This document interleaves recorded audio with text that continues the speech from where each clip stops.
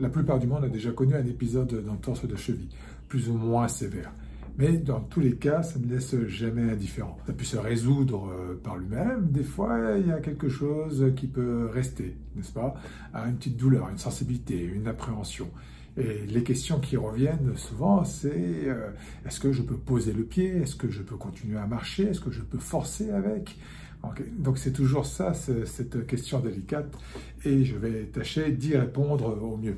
Je me présente, Franck Collet, ostéopathe à Rosemont, et nous allons observer ensemble les exercices majeurs donc, à faire lors d'une entorse, ou du moins, ce qui va être important de comprendre, c'est comment éliminer cette peur.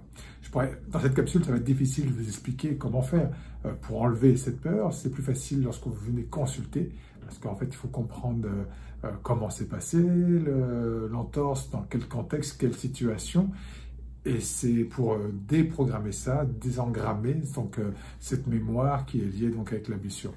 Mais ça n'empêche pas qu'il y a quelques petits exercices, ou du moins quelques tests à faire pour améliorer votre condition assez rapidement par vous-même. Ok, c'est parti, on y va. Exercice numéro 1, placez un élastique attaché donc à un pied de table, un pied de chaise ou un gros meuble bien solide. Vous passez l'élastique au niveau de l'avant-pied comme ceci. Et l'idée, c'est le pied décollé et de pousser vers l'extérieur avec votre jambe. Okay. Ça, c'est le premier exercice pour renforcer ce muscle ici, d'accord, ce qu'on appelle le fibula antérieur. Car les entorses sont souvent cette région-là, au niveau des ligaments. Le but, c'est de renforcer votre muscle ici, de lui redonner confiance dans sa contraction. Okay. Donc, on y va comme ça, et on y va avec la cheville. L'idéal aussi, c'est juste, voyez, avec la cheville aussi. Donc, répétition 10 fois comme ça par série de 3.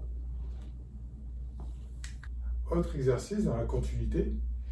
Okay, on va travailler un peu plus dans la chaîne. On va inclure donc ici le quad, tout simplement.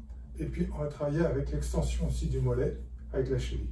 Donc, vous voyez, je prends l'élastique ici, je le mets sur l'avant-pied, très important.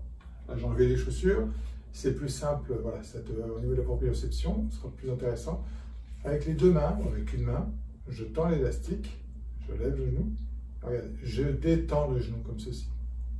Je recommence, je détends le genou. Okay.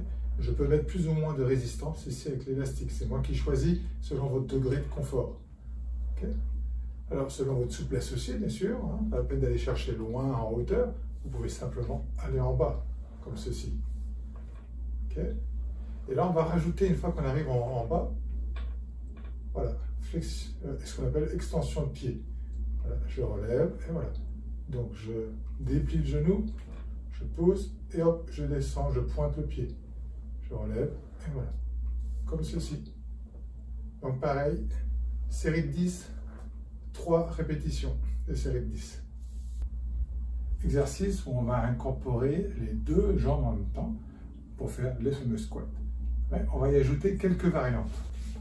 Donc on va y aller, les squats avec les pieds bien droits. Et on descend, on garde les mains comme ceci, voilà. Et on descend, vous respectez votre amplitude, le but c'est pas de descendre jusqu'au talon, d'accord? C'est de faire plier les genoux et plier les chevilles aussi, avec votre poids. Après on va pouvoir y aller avec les pieds comme ceci.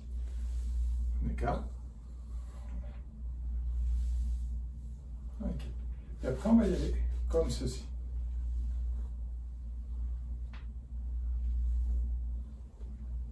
Tout simplement. Vous faites des séries de 10 aussi. Pour finir, ça va être debout, pas de squat. Et là, on va faire des levées de talons, comme ceci. Voilà. Et c'est pareil, on y va avec les pieds vers l'extérieur et les pieds vers l'intérieur.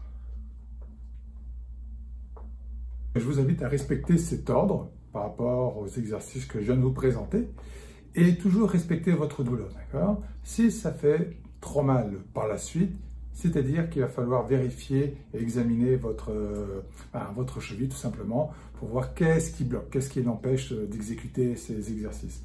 D'accord? Ne force jamais, juste ce qu'il faut. Par contre, il y a une chose à comprendre, c'est que ça peut arriver ça peut arriver qu'en fait, qu'il y ait quelques mini-douleurs, d'accord? Si ça fait longtemps que vous avez eu votre cheville, c'est normal, d'accord? Il y a ce qu'on appelle le tissu cicatriciel au niveau fascia, qui là, lorsque vous allez forcer sur votre cheville, ben, en fait, ce tissu va s'étirer, va en fait, se reformer. Donc, de nouveau, ça peut créer des micro-douleurs. Ce qui est important de savoir, c'est que si la micro-douleur disparaît rapidement, c'est bon signe. Si cette douleur persiste encore dans les jours qui suivent les exercices, ça veut dire qu'il y a quelque chose de dysfonctionnel dans votre cheville, qu'il va falloir l'analyser et l'observer.